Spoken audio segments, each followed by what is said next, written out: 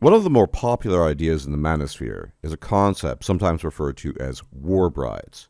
Now, generally speaking, it's more of an assertion than a theory, and when one speaks of war brides, then one typically attempts to explain the comparatively rapid emotional recovery women experience after relationships, and above all, after marriage, compared to men on average. Women initiate divorce more frequently than men do, and men often report being blindsided by the wife's request to end the marriage, having never seen it coming. More relevant are widely known statistics surrounding depression and self-termination after divorces that show large disparities between men and women. The explanation, then, that the war bride idea seeks to offer is that this can be traced back to our evolutionary past, inasmuch as tribal warfare was frequent, and when it occurred, that males were slain in the majority, and women were then taken as servants' wives and reproductive vessels, whence the term war bride. Over evolutionary time, this led to psychological adaptations that would have allowed for human females to recover more quickly from relationship disruptions and quickly move on to new partners without significant difficulty, it is posited. That is essentially the idea behind it. But we should always be willing to examine our ideas and revise them if need be. And never before has there actually been good information presented to support the idea. Rather, war bride theory, and I'm using the term very loosely, has always sounded like something that seemed very plausible on paper, but without data or evidence, or even a greater working theory to back it up, it loses its value other than that of being an assertion to be bandied about.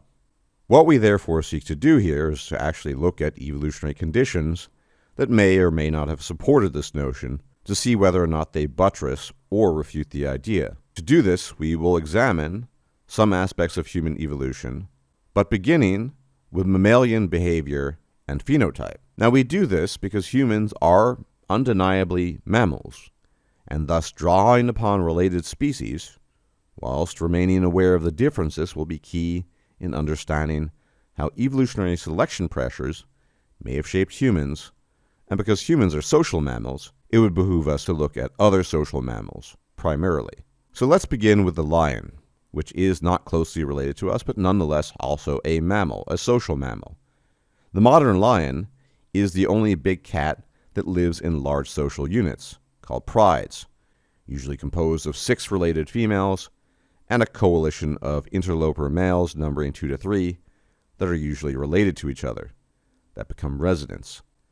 Females typically spend most of their time with other related females, and males typically spend most of their time with other males, exclusively their coalition males. Male lions always leave their original pride with their respective coalitions to find prospective mates from other prides, and this invariably involves dislodging other males from their positions in either killing them or driving them off, and once this is achieved, male lions will reset the reproductive clock of resident females by killing the offspring of foreign males. The reasons for this are twofold. The immediate reason is that females are not reproductively proceptive until after their offspring have reached 18 months of age, and the evolutionary reason, if you will, is that male lions simply do not wish to be stepfathers. Once the cubs have been killed or otherwise driven off, female lions will be brought back into estrus, and thus willing to mate. Male and female lions display relatively high sexual dimorphism. In fact, in lions it is overt, because only the male bears a mane, and the length and weight differences are observable as well. The length of a female is typically between 4.6 to 5.7 feet, while the length of a male is between 5.6 and 8.3 feet. Female lions weigh roughly 270 to 400 pounds, while males weigh 330 to 570 pounds. Now, I mention this because this idea of male lions intruding upon a pride tells us a lot about social mammal dynamics inasmuch as it affects reproduction. This coalition of males enters into this pride. They displace the resident males, the former leaders of the pride, as it were. They kill the offspring of these males, and they reset everything. This is a pattern you can observe across many mammalian species, and maybe even among humans, albeit with some twists and turns.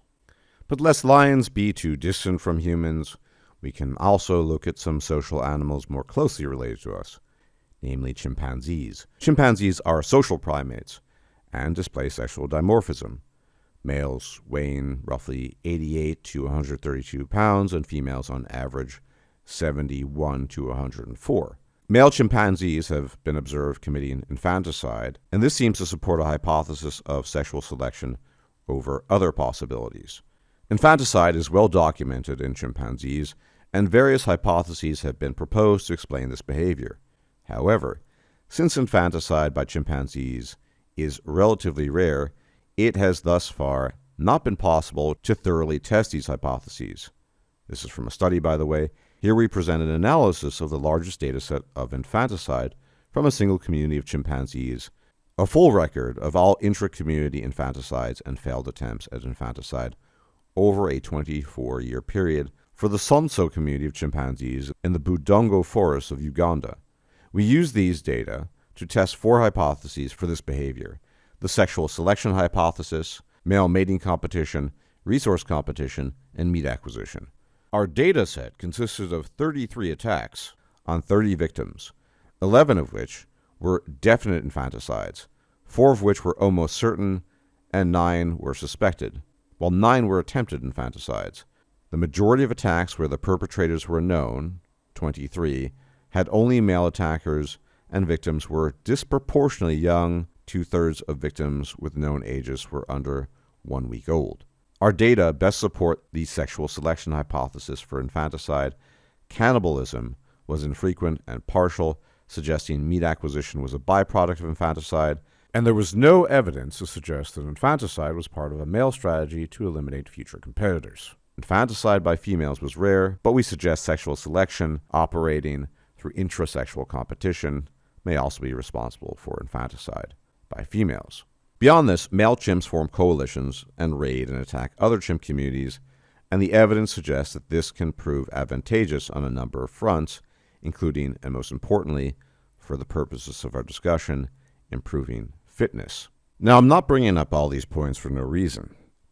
I bring them up and I mention these animals because there's a strange similarity to how these animals operate and the way humans have operated in previous times, even if it's not a perfect one-to-one concordance. This type of behavior, infanticide, the displacement of other males, violent conflict in the context of reproduction, these are things that allude to a past, albeit a distant one, in which there was a lot of overlap between those types of animals and, yes, I'm sorry to say, human behavior.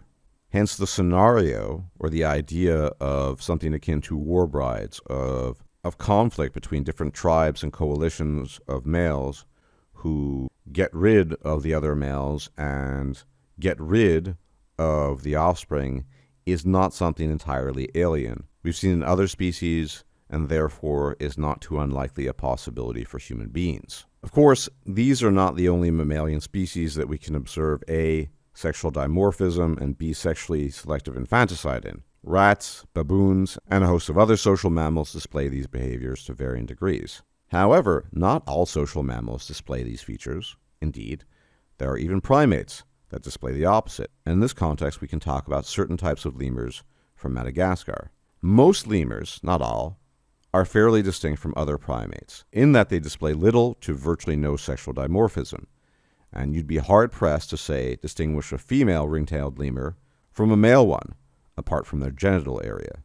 On average, males weigh 5.96 pounds and females 5.9. And this is highly relevant because sexual dimorphism is strongest in species that are not strictly monogamous, and ring-tailed lemurs, as most lemurs are serially monogamous. Now we should bear in mind that only 3 to 5% of mammals across the globe practice any form of consistent monogamy, and that there's a direct correlation between the degree of sexual dimorphism and the degree of monogamy in a species. Gibbons, for example, are the only ape that is largely monogamous, and males and females weigh practically the same and look the same, apart from their genitalia, depending on the subspecies. Lemurs and gibbons both practice serial monogamy and display very low degrees of sexual dimorphism.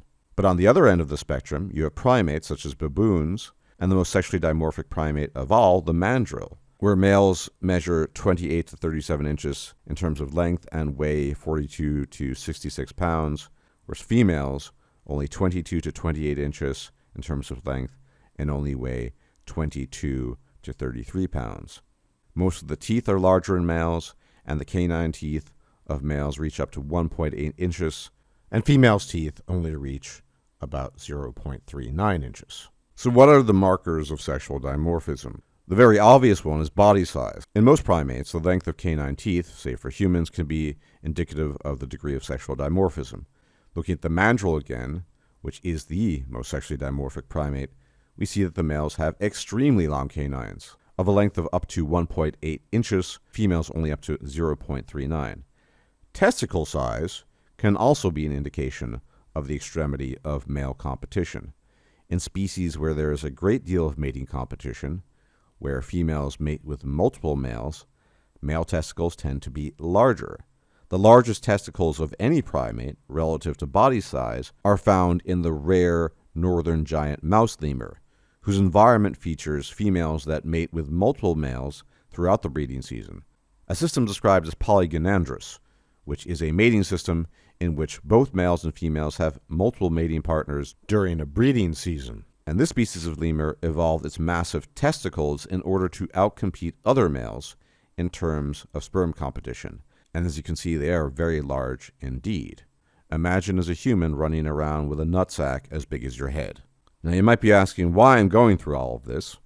Simply put, to lay the groundwork to establish that humans are not exclusively monogamous, and to the extent that they are serially monogamous, they rarely practice lifetime monogamy. And the male and female morphology of humans adds up to support this. Mid-range of sexual dimorphism, males are somewhat larger, human male testicles are fairly large, but not enormous, and we can observe in the mating market of the modern world that stable relationships without competition are infrequent. In short, humans occupy an in-between niche between many other species that are either entirely polygamous or entirely monogamous, and we are descended from a long evolutionary tradition of extreme forms of mate competition that are commonly found among social mammals. And all this supports the idea that, from an evolutionary perspective, in terms of social behavior, it's at the very least very plausible that the kinds of things that war bride theory seeks to describe actually happen to varying degrees. But even better than that, we can also look at actual genetic data to understand whether some aspect of so-called war bride theory is correct. And one of the fields of study that has emerged in recent decades, or perhaps more accurately, the previous decade, is the field of archaeogenetics, which is the study of ancient DNA using a variety of molecular genetic methods to study said DNA. The field is very young because the technology to extract DNA efficiently was not available until comparatively recently, within the last decade or so, as I indicated just prior. Because of discoveries in this field, we've been able to either confirm or revise whole historical narratives and better our understanding of the past with respect to human population history. For example, we now know with a great deal of accuracy, whereas we did not before, what had happened in terms of population shifts and migrations in Europe over the last 40,000 years or so, on a level we simply did not and could not know before. Now, I won't go into the historical, archaeological, and other details because it's not directly relevant, but we can also draw upon these newly accumulated data to investigate residual effects of past behavior, such as quote-unquote war bride theory. How is this possible? Well, first and foremost is that unlike historical writing, archaeological finds, genes do not lie. Yes, one needs to interpret the circumstances surrounding the genes, but DNA inheritance is pretty clear-cut in ways that other means of interpreting the past are not. How can this be known? We all carry 23 pairs of chromosomes in our body. The 23rd pair is sex-specific, meaning between men and women. Specifically, we have 22 autosomes that serve a genetic purpose outside of gender, and one pair of allosomes that play a role in determining sex. Scientists can extrapolate genetic data reaching back to prehistoric times by means of SNPs, or so-called single nucleotide polymorphisms, to determine population changes and shifts by looking at positions where one nucleotide has mutated or switched to a different nucleotide. Such results are rarely, if ever, ambiguous, and thus serve as a powerful tool in determining our ancient and prehistoric past, including what happened to our males and female lineages in the distant past, as well as up until the present. And what we wish to look at is population bottlenecks, more specifically, Y-chromosomal bottlenecks, or male population bottlenecks. A population bottleneck occurs when an event takes place that leads to a sharp decline in said population. The causes of such a bottleneck can be multifactorial, such as being caused by natural disasters, human interactions, whether cultural, religious, or political, or any combination of the above. And population bottlenecks can lead to devastating effects on the future of a species, as low genetic diversity can adversely affect the individuals in a population that do remain. However, that is not our topic for today. Specifically, we wish to talk about a massive near-global population bottleneck that took place between 5,000 and 7,000 years ago. During this time, only one male reproduced for every 17 females, and this happened in Europe, Asia, and Africa. Now, the broader observation has been that roughly half the male population has successfully reproduced compared to the female population, which specifically means that there is roughly half the Y-chromosomal or male genetic diversity compared to mitochondrial or female diversity. But during this period, the dramatic Y-chromosomal bottleneck is too extreme to leave unexamined, and researchers have sought answers to this conundrum, and the most likely candidate was war and conflict. To test their theory, the researchers conducted 18 simulations in which they created different scenarios for the bottleneck that included factors such as Y chromosome mutations, competition between groups, and death. Their simulation showed that warfare between patrilineal clans could have caused this so-called Y chromosome bottleneck, because the members of each patrilineal clan would have very similar Y chromosomes to each other. So if one clan killed off another, it would also slash the chance of that family's Y chromosome moving on to offspring. In the researchers' simulations, in which patrilineal clans didn't exist, however, the bottleneck didn't occur. What's more, there was no such bottleneck in the women of the time, as is shown by mitochondrial DNA, the type of DNA that's passed down only from mother to child. And global colonialization and conflict tend to reflect such trends as well. Men are killed or otherwise displaced, and females typically are kept for the purposes of reproduction. When we look, for example, at Y haplogroups in Latin America, we see a preponderance of haplogroups that are exclusive to Europe and not to the Americas. We do not see that preponderance in terms of mitochondrial haplogroups, where we can still observe a large number of females descended from lineages, i.e. mitochondrial haplogroup founders, who were exclusively Native American. Yet another more local event was the occurrence of a massive drop of Y chromosome diversity in Iberia, approximately 4,500 years ago. And this correlates with a well-documented large-scale migration associated with speakers of so-called Indo-European languages, which now constitute the vast majority of languages spoken in Europe. Modern genetic techniques, again, allow us to read the past in a way that was previously impossible. Over 90% of the Y chromosomal lineages, i.e. male lineages, disappeared over the course of a few centuries after the Indo-European peoples arrived. There was, however, no change in frequency of the mitochondrial lineages, indicating once again that male and female reproductive success can vary wildly, and women are usually the more successful ones when it comes to this. Prior to this, Iberia was inhabited by people descended from a mix of prehistoric hunter-gatherers and the first farmers of Europe. Although it's not perfectly clear from the archaeological record that the Y chromosomal replacement was necessarily violent, it nonetheless remains a distinct possibility, as the Indo-European speaking peoples of the time were known to be extremely bellicose and expansionist, and even if the non-Indo-European men were rapidly pushed out of the breeding pool over time by sheer female mate choice, which is a possibility, it still does nothing to change the radically different reproductive fortunes between the respective sexes in this context.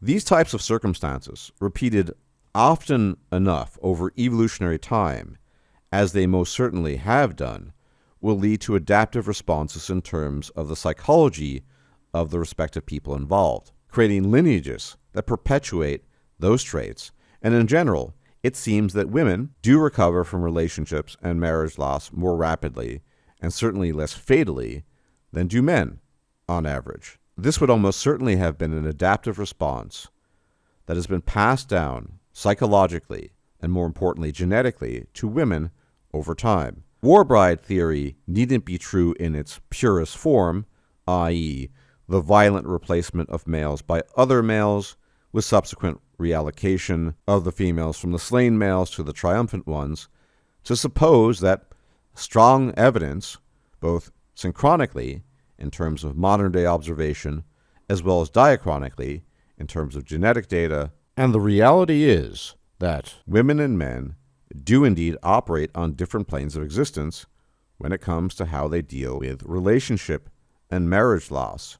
Although it was born out of speculation, the fundamental assumptions about war bride theory, even if we were to dispense with the term, remain largely true, inasmuch as they're reflected in the social psychological history and prehistory of humans, and more importantly, in the genetic data. Not only are men and women different from each other in myriad ways, how they deal with the fallout from relationship and marriage loss is fairly distinct. Women simply possess, on average, a greater ability to move on compared to men, which they largely have evolution to thank for. As for men, we, as always, just have to deal with it. If you have made it this far, dear viewer, then I congratulate you. For now, I must address something most unpleasant, but unfortunately necessary. Thinking-Ape, the channel, is slowly dying. In terms of manosphere content, it is, understandably, not very popular. My style, delivery, and manner of thinking, sadly, do not translate well to the early 2020s manospherian cultural milieu. I am simply not in a position to compete with channels whose sole appeal is to tell Zoomers how to looks-max in order to get their peepees wet, or the many, many channels whose content contains little original thought or reflection and repetitiously takes clips from women who happen to be complaining about a bad date or a bad hair day they have in an effort to make them look foolish.